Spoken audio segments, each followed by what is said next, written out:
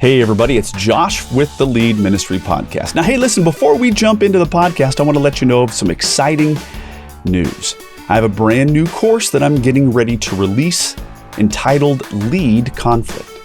That's right, Lead Conflict. Listen, if you have been in ministry for any length of time, you understand that conflict is a part of our role.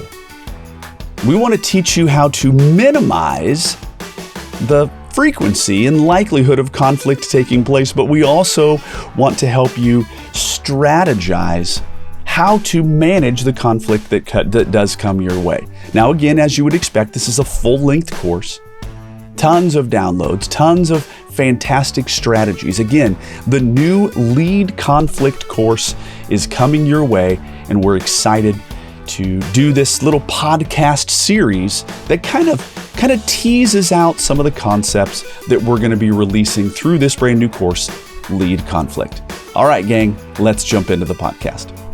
Hey, everybody, welcome back to yet another episode of the Lead Ministry Podcast. I literally love this podcast. It's fun for me. It's fun to have my good buddy Bill Van Kirk with me. We hope that it's exciting.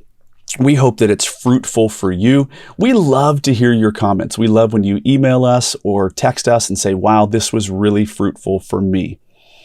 By the way, one way that you could help us, I would love it if you would subscribe, maybe even place a comment on your podcasting platform. Take the moment, would you?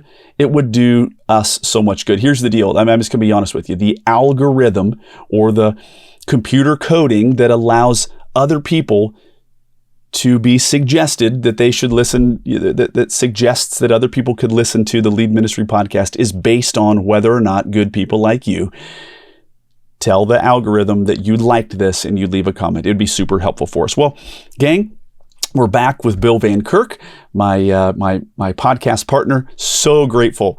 I hope that you good people out there in podcast land and that are watching on YouTube, that you understand how much fun we actually have. This is life-giving for us. Now, again, I have to show, yes, Bill, I know you're coveting my setup, but if you're watching on YouTube, I did throw to the back camera to show my wonderful setup. I got camera 1 right here. I got camera 2 right here. I call this the chemistry cam because I've got my periodic table over my shoulder. But yes, Bill, I did that just for you. Yeah, it's awesome. It's a great setup. Yeah, well, we're grateful that everybody's here, and we're grateful for a great podcast today. Now, we're talking in this little series about conflict, about how we can reduce conflict. And, that's what we need. We need conflict resolution. And the way that we do that is through intelligence, Bill. We need to be intelligent leaders. And part of that intelligence is making sure, yes, that we as leaders, all right, that we are intelligent about how we're managing conflict, but we're intelligent about how we're making sure that we stay out of the ditch, right? Mm-hmm. So, well, here's the deal. We're talking again about managing conflict. There are some great quotes. This has been one that's been leading the way through this little mini podcast series, and it says this: any fool can create conflict. It takes an emotional genius to broker peace. If you have been in ministry for any length of time, you know the amount of effort and intelligence and exhaustion that can come our way as we seek to be brokers of peace. Now, I have to say, Bill, the second law of thermodynamics. All right, I'm going science on you here today. The second law of thermodynamics says that things move from order to disorder. In other words, if you stack a set of blocks, it took energy to get there, but it's going to take energy to keep those blocks there because the blocks are prone to falling over. Yes. This is one of my favorite concepts, entropy. Entropy. Things go from order to disorder. That's the way that it is. In the same way, if you have emotional peace and everything has been resolved, It is not likely going to stay there without energy and effort. We have to rebuild often the emotional blocks of emotional peace so that we don't have conflict. And so that's what this series is about, is teaching us and reminding us, right? You and I today are the CROs. We're the chief reminding officers that, yes, in fact, unity is a kingdom value, and entropy, the idea that things devolve, that happens very quickly. So our job is to always be seeking to restore unity. And one way that we do that, of course, is through some conflict resolution. So it says this: any fool can create conflict. That's easy. It takes an emotional genius to broker peace. Well, on our podcast, we've kind of defined two pathways. Number one, you have an opportunity to reduce the likelihood of conflict. You can intelligently reduce conflict. In addition, pathway number two is you can intelligently manage the conflict that is inevitably going to come our way. I want to not be dumb and have conditions that are just like waiting and explosively I want to reduce conflict or the opportunity for conflict, but knowing that conflict is going to happen, I have the ability to manage it in such a way that it is less volatile, it is less explosive, and it is less likely to blow us out of the water. Yeah, that's good. I love that there's like a two-pronged approach to it, right? Yes. It's reduce and also learn how to manage it well. Yeah, that's the truth. So here's the fact. Here is the entire big picture of today. Whenever possible, wherever possible, include the spouse in conflict resolution. Now stick with me. I get it. Somebody's like, well, sometimes conflicts happen with just a single person. Well, if a single person is where your conflict is happening, well, then you have it much easier. Yes, absolutely. Okay, let's go with that. Great, good job. It's only a conflict between a single person who doesn't happen to be married, and or this conflict has nothing to do with the spouse. Praise the Lord, your life is already easier. But we're not talking about that today. We're talking about conflicts that actually involve a husband, let's say, and a wife. Or it involves these two people. These three people are the stakeholders. Let's set aside the idea that it's just a spouse. But we'll go, it's a spouse or it's a set of people that this matters to all of them. Wherever possible, include the spouse in the room for conflict resolution. Bill, what do you think about this? Yeah, I mean, that's just straight up wisdom right there. Because if you've been in ministry for any length of time, or you've dealt with conflict within marriage or with other people, you know what can happen essentially if you kind of like parse people out and you talk to them about conflict resolution, just them. There might be some value in that, but what ends up happening is you end up just talking about the problem. And you don't, right. The goal is unity, and unity requires both conflicted parties to be together. That's exactly right. You're exactly right. And so here's the interesting thing. We're going to define it. If you've been on the podcast for any length of time, we always try to make sure that we clearly give you these three big intellectual buckets. We're going to define conflict. We're going to develop this idea of the spouse piece, and then we're going to talk about, well, how would you go about doing this? So these are the three big intellectual buckets that you can put this content in so that you can have better recall down the future. So we're going to go back in time and we're going to define what is conflict. What is the definition of conflict? It's this: a serious disagreement or argument, typically protracted. Now, Bill, a couple podcasts ago, you said another word, a skirmish. No, what did you say? A squabble. A squabble. So on the scale, we should come up with a scale, right? A squabble is a 1 or a 2. Right. Absolutely. Yep. A conflict is an 8 or a 9. Yes. And absolutely. So a squabble, it is typically not protracted. Protracted, of course, means it's elongated. It's carried out. And so a conflict is a serious disagreement or argument that is typically protracted. Now, hear me out real quick. There are times where a situation arises. And by the way, Bill, can I just be honest with you, buddy? The majority of things that we talk about, are because these very things happened to me and I made an absolute mess of it. I didn't do the right thing. I adjusted and now I teach people how to never make that mistake. Yeah, that's how it goes, right? That's how it goes. So this is not this is not just theory. This is like a wound, Bill, where I could kind of go, "Hey, you want to see this pound of flesh that got ripped off of me?" You know what I mean? This is real. So here's what happened. I had a young kid who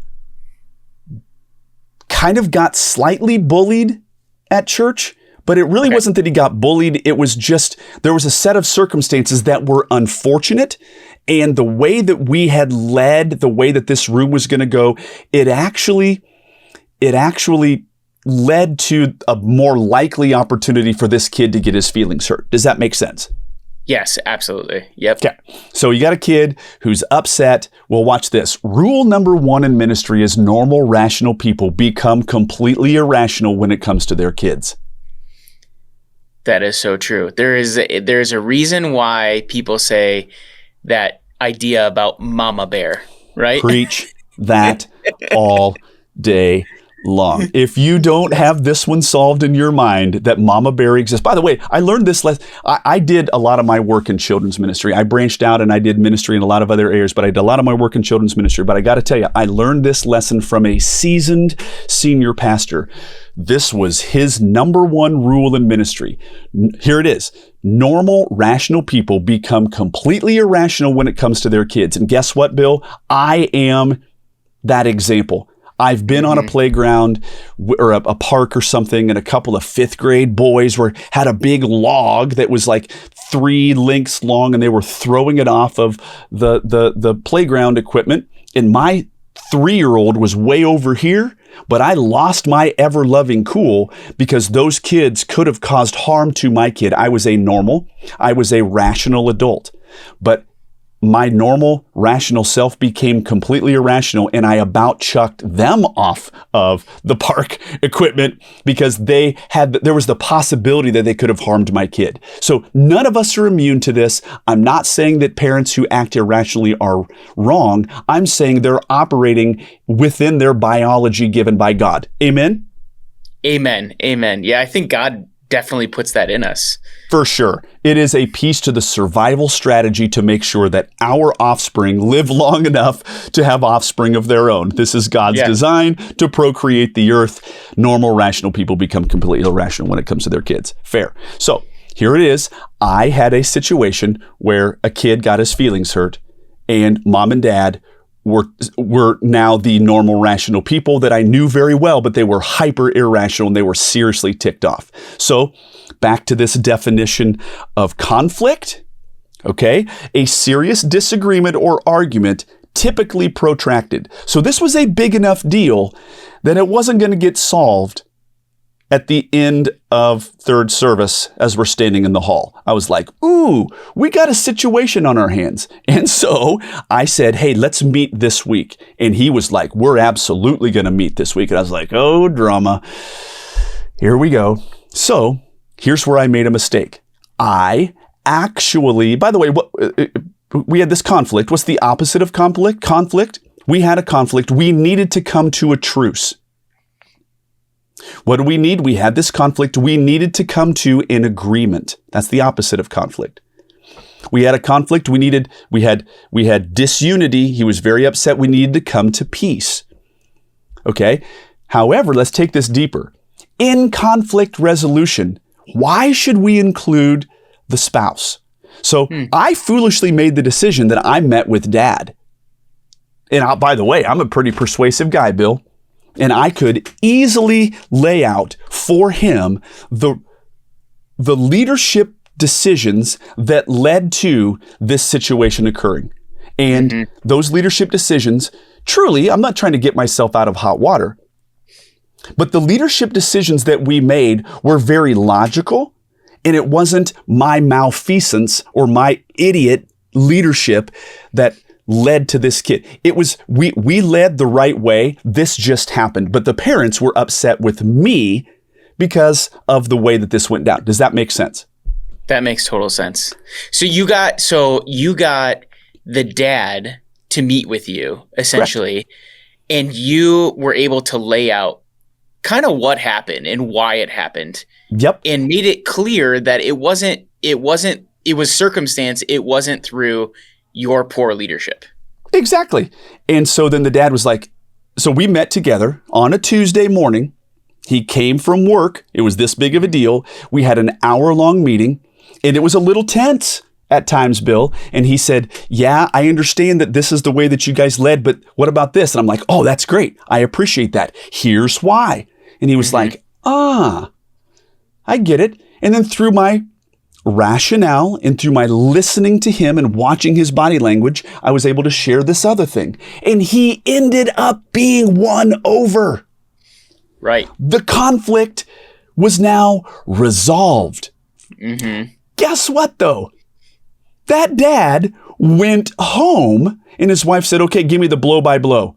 And he goes, well, he said this, and he said this. And she's like, what about this? And he was like, good point. Well, then what about this? And he's like, ooh, yeah, I see your point. He couldn't defend me because I wasn't there. Right. Absolutely. And so all of a sudden, go ahead, please. So he understood your rationale. He understood, what was going on. But when he tried to take that back to his wife, who was hot and upset as well, yep, he couldn't represent your position the right way. No. And by the way, shame on me for expecting him to do that. Right. That is the totality of the lesson to be learned through this podcast. Absolutely. And so all of a sudden now, with that which had been resolved Tuesday morning, by 11:22 a.m., it was put asunder. By 5:22, this thing had all kinds of coals stirred back up. The fire will die down. The coals will die down if they are not stirred and stoked again and again. We see this all throughout Proverbs, don't we, Bill? Yeah, we really do. Yeah, I mean, so my family has this little cabin that we go to. And one of my favorite things to do and teach my kids about is we'll have a fire at night, big bonfire, and we let it burn down to just the coals where it's not even smoking anymore. But then the next morning, I take my kids out there and I go, watch this. And I put some paper in there. I, start to build another fire, and I just add a little bit of oxygen. I just start blowing on those coals in the fire without me putting a new match. That's right. or a new lighter. It just sparks back up. And I do that to teach my kids about when you think a fire's out, it's not always out, right? But this is exactly the scenario that you had. Is like you got this guy down to just these little smoldering coals that under the surface you can't even tell are still hot. And he went back to his wife, and when she heard about it, she blew oxygen on those on those coals and reignited that fire. That's exactly right. And unnecessarily, I might add. Unnecessarily, because of my lack of foresight and my lack of understanding about the human condition. Me not understanding the dynamics of the human condition, that is often why things go south and why things get really bad. The coals will die out if they're not stirred and stoked again and again. So when he comes home by 5:22, he's back at a level 8 or 9 of being ticked off and saying, you know what? I shouldn't have bought into all that garbage. I'm ticked again. And now guess what? Now I've got triple the work. You may say, whoa, double. You got him to win over and her to win over. No. I got triple the work. Why? I've got him to win over. I've got him to win over again. And I've got her to win over. Yeah, you've made all this progress only to go backwards, essentially. And by the way, this also happened. He felt like I ran circles around him and duped him. You see what I'm saying? He felt like, oh, so all of a sudden, Mr. Smooth tongue, He just, these aren't the droids I was playing Jedi mind tricks on him. Right. And then he gets home and his wife is like, you allowed a Jedi mind trick, you infantile neophyte? Whoa. Right.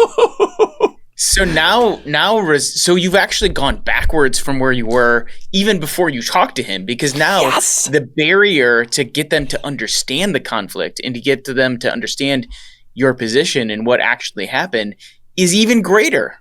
That's exactly right. And trust has been lost because what he thought was winsome, logical rationale from me, his wife dismantled that so fast. Not Yikes. good. So watch this. Through naive leadership, that's me. Through naive leadership, I opened the door for re-oxygenating the coals that had started to die down. If I had only suggested, possibly insisted, that we don't meet at Tuesday at 10 a.m. that ended at 11:22 a.m. But I said, hey, can we meet at 5:22 p.m., all three of us? Yeah. That alone could have solved me so. And by the way, I'm over it now. Work with me. We ended up resolving the conflict, but it became. I don't have any triggering or anxiety, but I look back and that wasn't a fun situation. Does that make sense to you? No, I totally get that. I've been in those situations. I know exactly what you're talking about. And so you're just reliving it and you're like, you know what? A wiser, few more gray-haired Josh, he ain't making that mistake again. Get everybody in the room. So let's just talk about how we can land this plane. How can you ensure that all stakeholders, as it relates to a conflict, are present? How can you do that? Well, I gotta say, first, we look foolish when we get embroiled in conflicts, in quarrels, in battles. We don't want to get embroiled. I get that. We can do things to we can stub our own toes and we look dumb doing that. Okay? So by the way, was there some truth to the idea that the way that we led ended up providing the circumstances for their kid to get hurt? Yes. I don't want to make this about that exact situation, but the thing is that sometimes circumstances happen and it results in a bad thing. However, we look foolish, double foolish, when we have to do the meeting again. Yes, absolutely. So we look foolish first when we get embroiled in conflicts and battles and whatever, and those things are inevitable. However, we look double foolish when we have to hold the meeting again, and we just didn't need to do that. So the answer is, wherever possible, include the spouse. Am I right? Yeah, I love that. And I think this is such a valuable lesson because it actually goes against some of our tendencies, which our tendencies can be, I want to resolve this conflict as quickly as possible. And so that's probably some of the motivating factor in meeting with this guy is like, when is the first time you can meet? When we should actually be asking, hey, when is the best time to meet? Right. And I'm actually willing to kind of have this conflict be outstanding for a little bit longer so that I get all parties involved in the room. That's right. I got to say, Bill, what you're saying is it resonates so deeply with me. I really don't like unresolved conflicts. Like in my marriage, we have this thing where so let's think about it as tennis. A tennis thing. So you got the net here. I'm on one side. My dear, beautiful spouse is on the other side. And I want the conflict to resolve so much that I actually begin to move closer to the net. And then any time that she sends a ball back over, I'm like right at the net and slam it down. And then that sends her in the other direction. And then I start to get closer and leaning over the net. So my desire for conflict to be resolved can actually be, as you're saying, and I agree fundamentally, one of the problematic factors that I want this to get resolved so fast that I can short circuit it being resolved the right way. Yeah, absolutely. Sometimes you have to slow down. You have to take a breath. Yep. And you have to set up the correct circumstances so that when you get to the resolution, it's a complete resolution. That's exactly right, Bill. Couldn't agree more. The other thing that is a fear is that we're like, hey, you know what? I only want to deal with the wife. Her husband's he's a little bit edgy. And if I can just deal with her, it's going to go so much better. If I put him in the room, it could go bad. Or the reverse could be, well, he's so much more of a logical person. If we can just keep her out of the loop, we're not going to have the crazy in the room. Well, guess what? By not having both parties there, you're just inviting future drama into your world, which I do not want. Mm-hmm.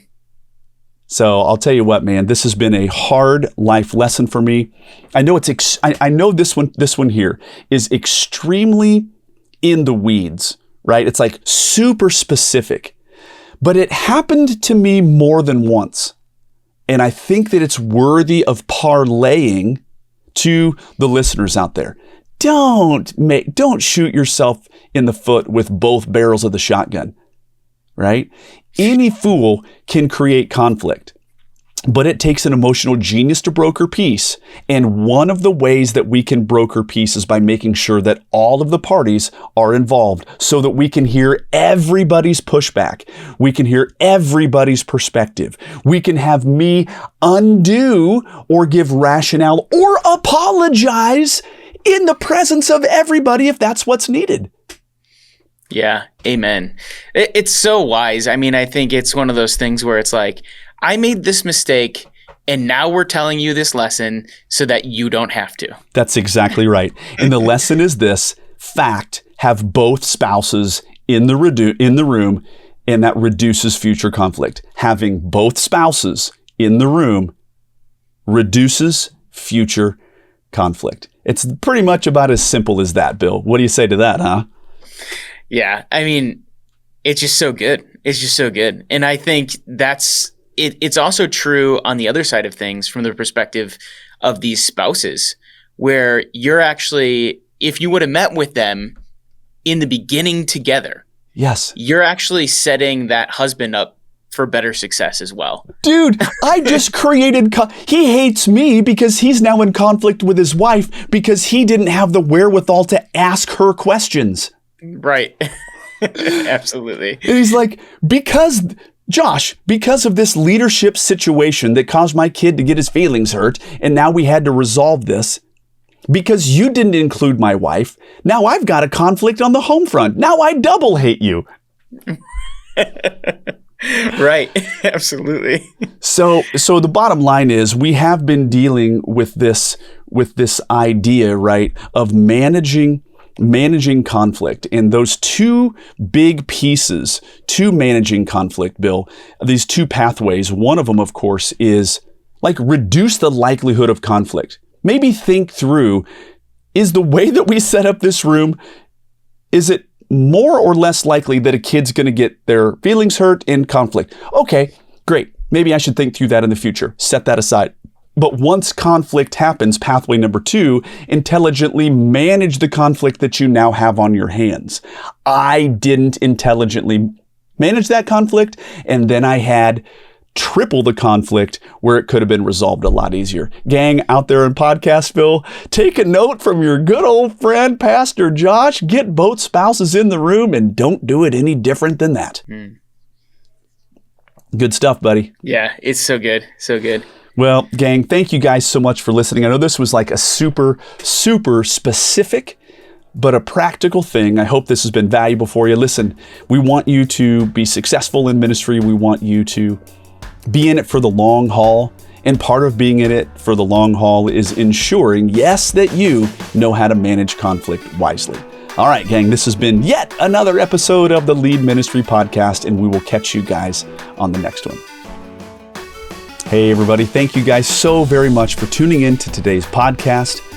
I hope that it was valuable to you. Before you close this out, I want to remind you that we have a brand new course entitled Lead Conflict.